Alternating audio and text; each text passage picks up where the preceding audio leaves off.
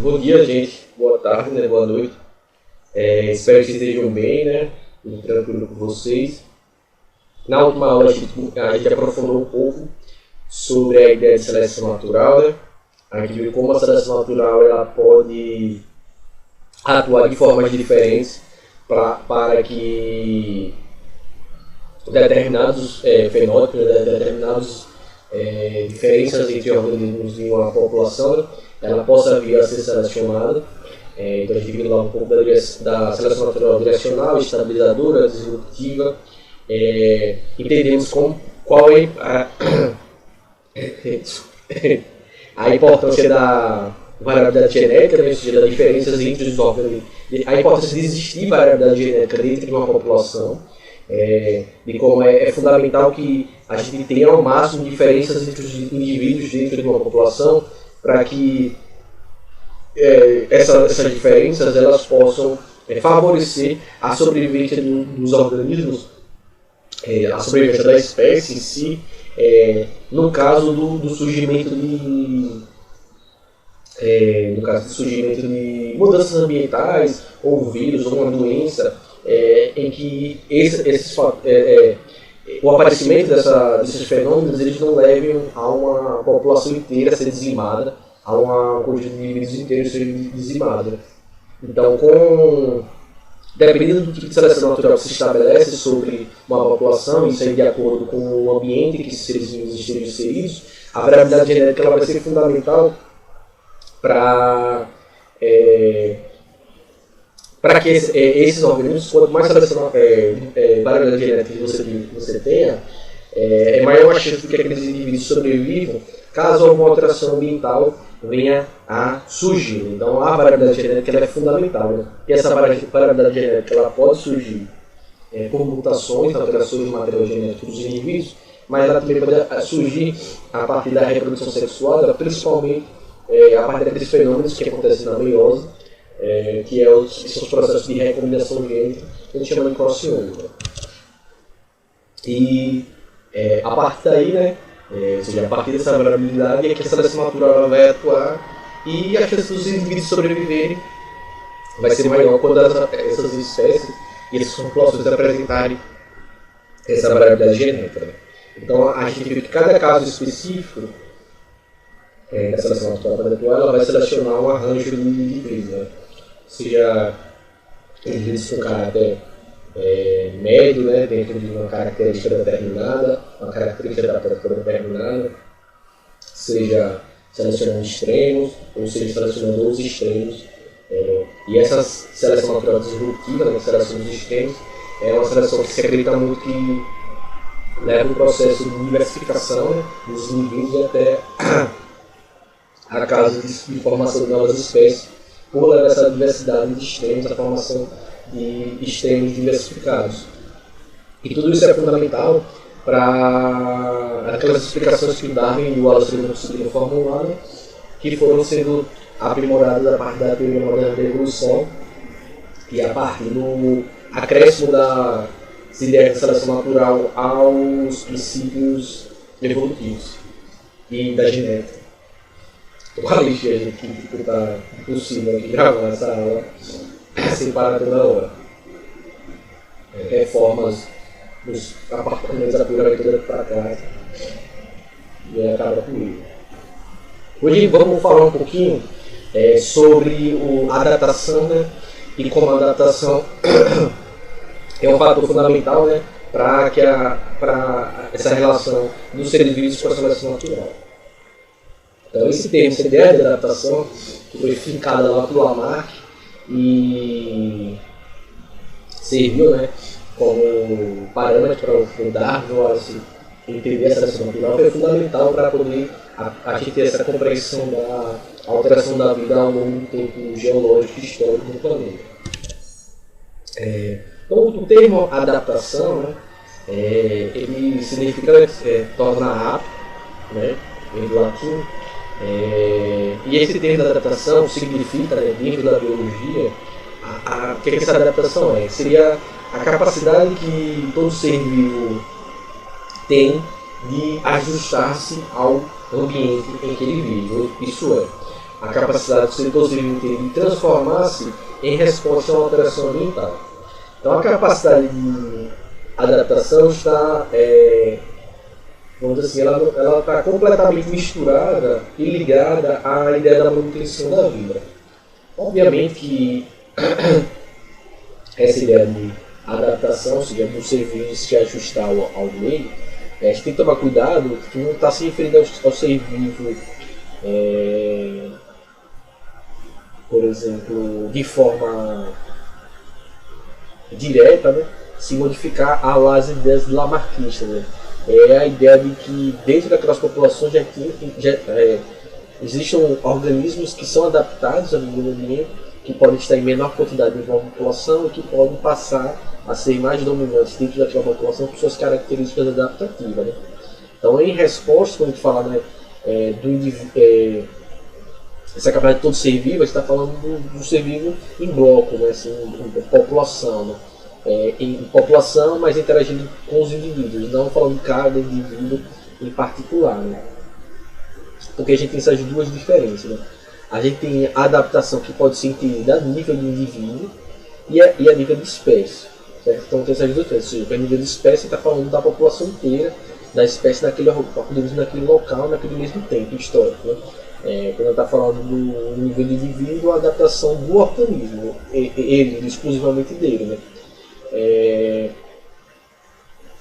Então, nesse primeiro caso, né, da adaptação entendida em nível de indivíduo, a gente está falando basicamente, né, ela constitui esse processo, né, seria um processo de ajustamento do indivíduo, né, ou seja, que a gente chama de homeostase.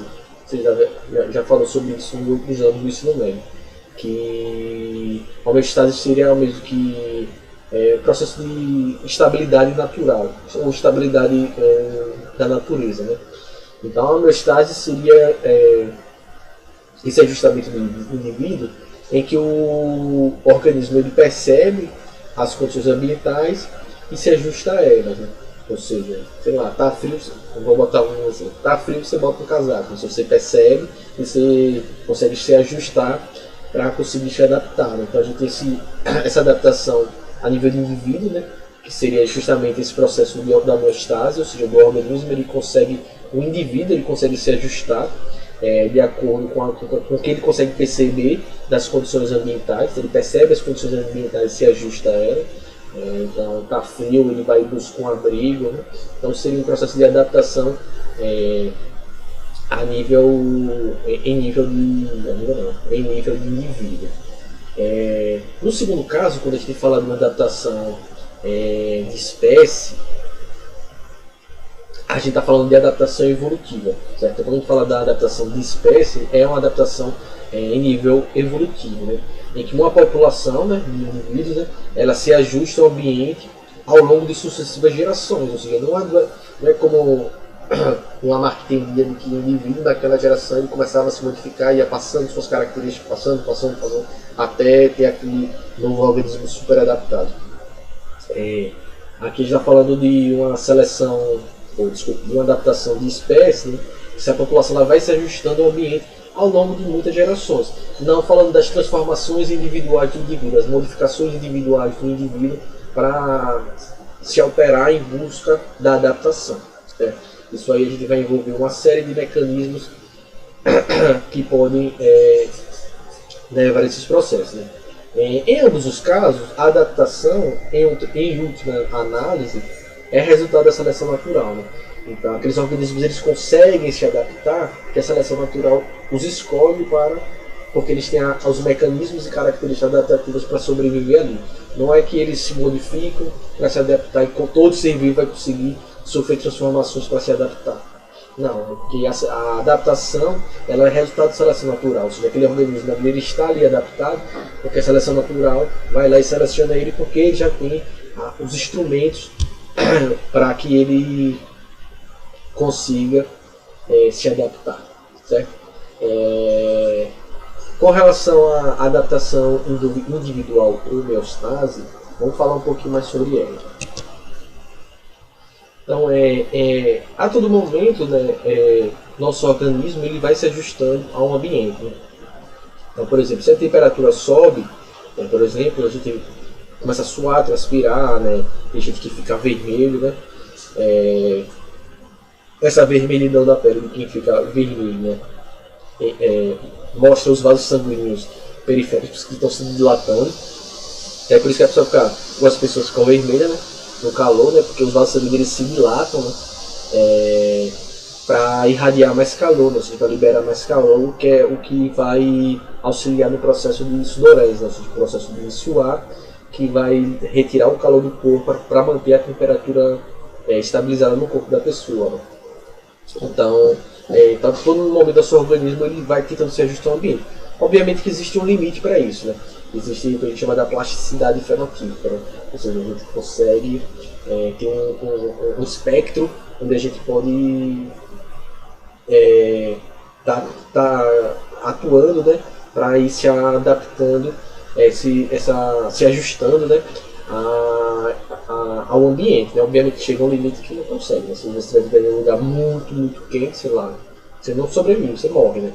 Então tem um limite que seu corpo vai conseguir, por exemplo, estar em um lugar muito quente ou em um lugar muito frio, tem um limite. Chega um momento que seu corpo ele não consegue se ajustar ao ambiente e aí você vai começar a ter uma série de problemas e provavelmente morrer, né? Esse tipo de ajustamento por meio de mecanismos que compensam a variação ambiental, né? Seja, por exemplo, aí nesse caso dos vasos se dilatando para compensar essa variação ambiental, ela mantém constantes certas funções orgânicas dentro do nosso corpo, né? E que permitem, né, a adaptação ao meio, né? Então, o seu corpo ele vai se ajustando para manter o funcionamento interno do seu corpo nas condições ótimas ou ideais, né?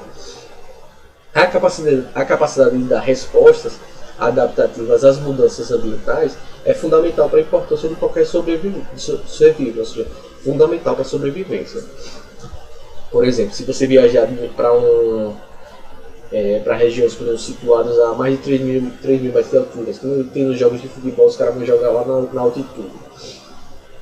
Após algum tempo, né, que você fica lá, né, o número de hemácias em nosso corpo ele vai aumentando para conseguir transportar mais oxigênio, já que o ar é mais rarefeito. Então, geralmente, essas pessoas que vivem nessas regiões há muito tempo, elas vão ter uma taxa de produção de hemácias no corpo muito maior. A gente que sai daqui e vai para lá, depois de alguns dias, nosso corpo começa a aumentar o número de hemácias para a gente conseguir essa adaptação. Né? Então, isso acontece porque lá, como o ar é rarefeito, tem uma menor disponibilidade de oxigênio na atmosfera. Né? Então, mais hemácias no sangue elas podem transportar mais moléculas de oxigênio, compensando a menor concentração desse gás em lugares mais altos. É por isso que quando um brasileiro vai jogar com um time de lá, os caras cansam rápido, porque no Brasil os jogadores cansam mais rápido, porque muitas vezes eles não têm esse tempo de adaptação, eles precisam de alguns dias lá para conseguir se adaptar, e mesmo assim não conseguir se adaptar da mesma forma que as pessoas que já vivem lá, que já são acostumadas, que o corpo dela já se adaptou para aquele tipo de ambiente. Outro exemplo que a gente pode ter assim, de adaptação individual ocorre quando uma pessoa se expõe ao sol. Então, após alguns dias de exposição à luz solar, né, a pele ela tende a ficar mais escura, em decorrência do aumento de produção de pigmentos melanina. Então, essa exposição à luz solar, a gente vai produzindo mais melanina pelos melanócitos. Obviamente que isso é dentro de um limite, como eu falei da plasticidade fenotípica, ou seja, um limite você não ultrapassa, né? A insolação, câncer de pele e morte. Mas aí o que a gente interessante para falar isso aí é que é um fator ambiental, a radiação ultravioleta, ela põe em ação um mecanismo que intensifica a síntese do pigmento da melanina, que são processos comandados pelos genes. Né? Então esse processo de bronzeamento da pele, ela ilustra uma ideia importante que a gente falou lá atrás, que é o fenótipo ele é resultado de quê? Entre o genótipo e o ambiente. Né? Então, isso aí é algo que é importante. Obviamente, uma pessoa branca não vai ficar negra, da pele preta, né? Você ficar no sol, não. Ela vai ficar. A pele dela vai ter um limite, né? O gene que elas permitem de produzir melanina. Ela não tem como fazer isso, né? Aí só na cabeça de Lamarck. grande parte dos nossos genes, como a gente viu, é capaz de modificar a sua forma de expressão conforme as condições ambientais. Né? Então, geralmente, o genótipo ele comanda não um único tipo de fenótipo, por causa lá da pleiotropia que a gente viu, né? Mas uma faixa de possibilidades de pleiotropia, mas também uma faixa de possibilidades fenotípicas que se manifestam de acordo com a influência ambiental. A gente estuda bastante em genética, as coisas bem específicas, para ficar mais didático de se compreender. Né? Mas o arranjo genético e as variabilidades fenotípicas, elas podem ser muito maiores do que a gente estuda. Então a gente estuda para ficar de uma forma mais determinista dos genes, mas é para ficar mais fácil da gente conseguir entender os mecanismos. Na realidade, as coisas são muito mais complexas e menos diretas, deterministas. Gene tal é isso. Né? A gente tem mais aquela questão lá que a gente falou da variedade contínua, né? De expressividade gênica. A capacidade de um genótipo produzir diferentes fenótipos em resposta ao ambiente é o que a gente chama de norma de reação, né? Que a gente estudou lá atrás também um pouco das normas de reação. Né? Então a gente vai ter diferentes variações. Né? Vamos falar um pouquinho de algumas coisas que são importantes na questão da adaptação. Alguns exemplos. Temos um exemplozinho aí que vocês podem ver aí. Como vocês já devem ter ouvido falar, mas se não ouviram falar, a coloração de certos animais, né, algumas aves, mamíferos, ela muda em determinadas épocas do ano. Né? Então, alguns mamíferos mudam a coloração dos seus pelos, algumas aves mudam a coloração de suas penas durante algumas épocas do ano. Né? Por exemplo, durante o inverno, né, na região lá da Ártica, do Ártico, né, no hemisfério norte, a coloração escura de muitas aves e mamíferos torna-se branca, né? O que constitui uma adaptação à mudança no ambiente, que agora está mais coberto de neve. No verão, né, a coloração desses animais ela volta a ser escura, né, se ocultando no ambiente de cores mais escuras nas estações quentes. Esses e outros mecanismos é o que a gente chama de uma adaptação, que a gente chama de mecanismo de adaptação, que a gente chama de camuflagem. O que é essa camuflagem? Né? Ela pode ser definida como uma propriedade, né, ou a característica de alguns membros de algumas espécies apresentarem uma ou mais características que os assemelham ao ambiente.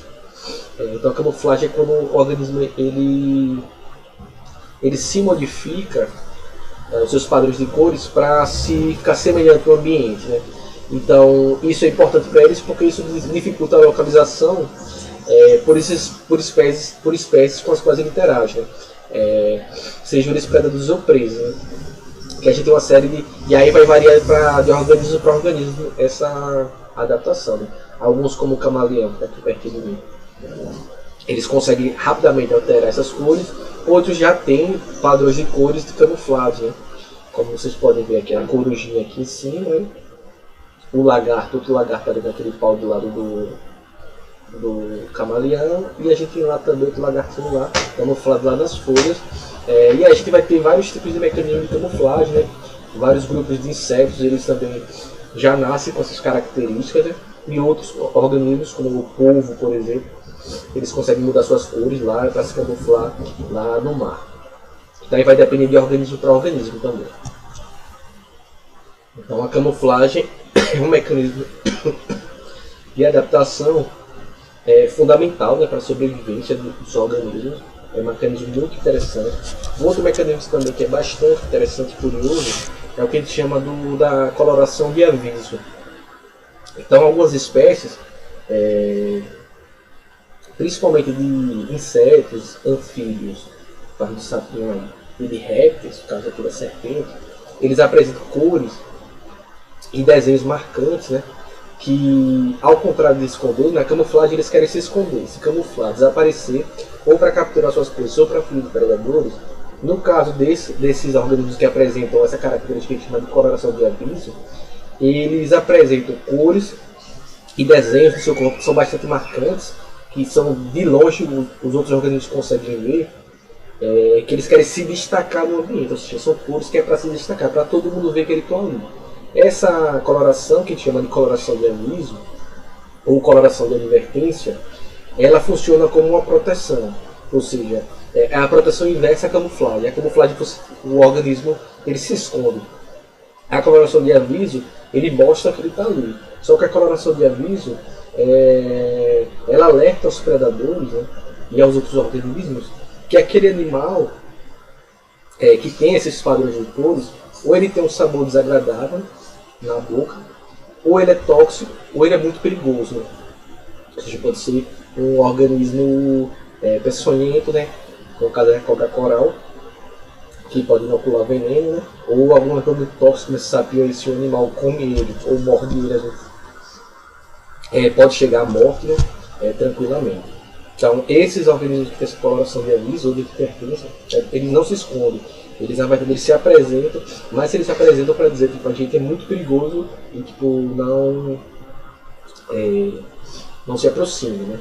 Então a gente tem alguns exemplos de organismos com essa coloração de aviso, como no caso das borboletas, né, de cores vivas.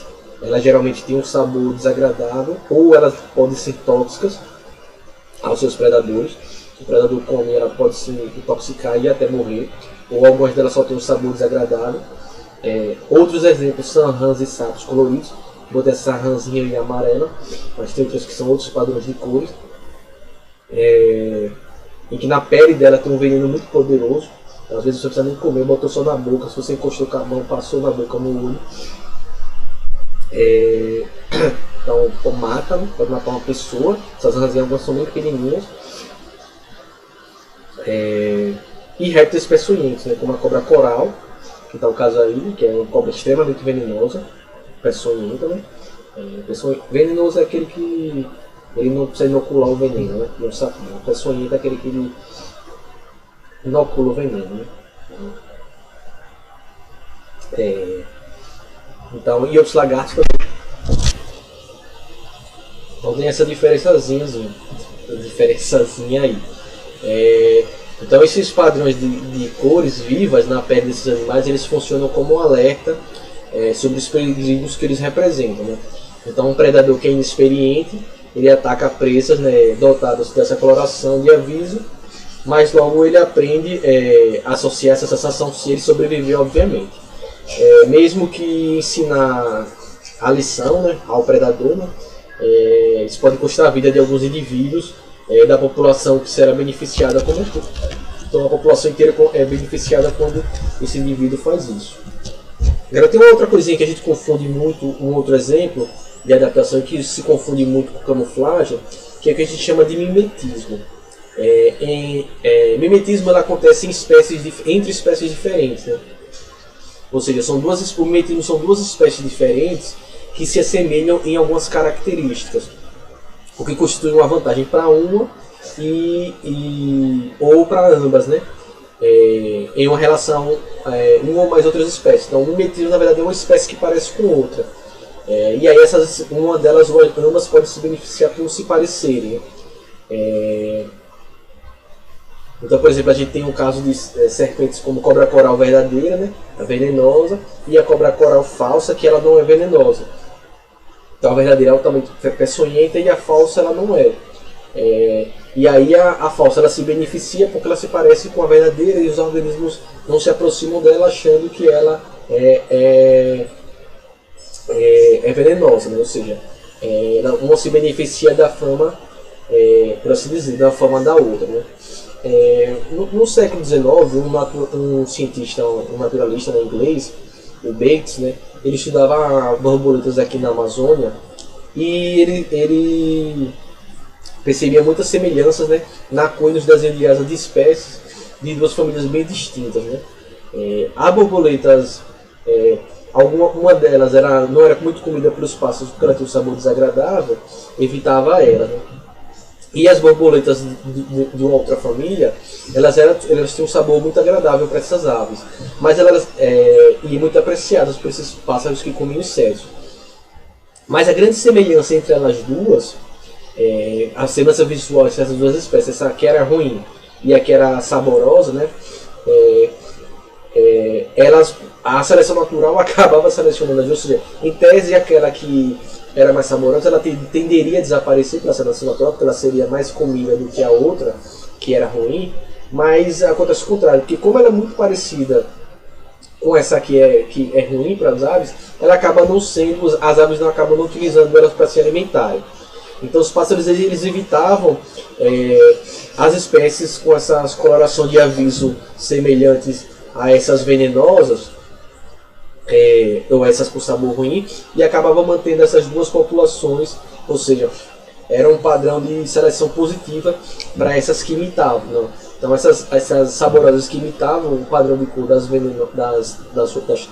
que tinham sabor ruim, acabavam sobrevivendo por essas semelhanças. Né? Então essa adaptação em que um modelo tóxico ou perigoso, né, é imitado evolutivamente por espécies, vamos dizer assim, saborosas ou inofensivas, é o que a gente chama de mimetismo batesiano, né, que vem justamente do Bates, que foi o cientista que identificou esse tipo de padrão. Então o mimetismo batesiano é esse, né? Você tem uma espécie que é inofensiva, mas que ela apresenta um padrão de cores de uma tóxica ou perigosa, e ela se beneficia por isso, no caso aí das corais. Né? Há vários exemplos, né? Então tem o exemplo da borboleta vice-rei, que é essa que tem aqui na imagem, né? Que tem um sabor agradável, e ela mimetiza a monarca, que é essa que é bastante tóxica, porque as larvas delas comem muitas plantas venenosas e elas acabam carregando substâncias tóxicas com elas. Né? Então as vice-reis elas se beneficiam por isso, né? Porque elas vão imitar as monarcas. Né? Outro exemplo que a gente tem aqui é como eu já falei aqui, da coral. Né? Então a cobra coral ela mimetiza a cobra coral falsa, ela mimetiza a verdadeira, né, e acaba se beneficiando por isso. Né?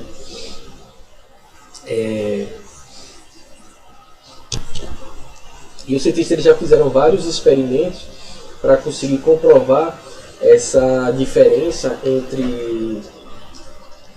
experimentalmente, né, eles conseguiam mostrar isso, como os predadores eles evitam essas experiências negativas para eles. Então aqui tem um exemplo, além de aquelas borboletinhas que simulam os olhos de uma ave, né? E aí confundem os indivíduos. Um outro tipo de... Então, esse que eu falei são os tipos de mimetismo batesiano. Né? Um outro tipo de mimetismo foi identificado por outro naturalista, né? Um brasileiro, que é o Fritz Müller, apesar do nome, ele é alemão, mas ele era naturalizado brasileiro. Ele descobriu que o fato de algumas espécies tóxicas de borboletas serem parecidas entre si, ele reforça a proteção de todas elas como contra predadores. Né? Então ele tinha por quê? O que eu quero dizer com isso? Esses padrões de cores perigosas, né, elas vão se repetindo. Né? Algumas serpentes também peçonhentas, muitas delas têm um padrão de cores parecidos. Né? Então, dentre as espécies de corais, por exemplo, venenosas, são mais de uma espécie, elas apresentam entre elas padrões parecidos. Né?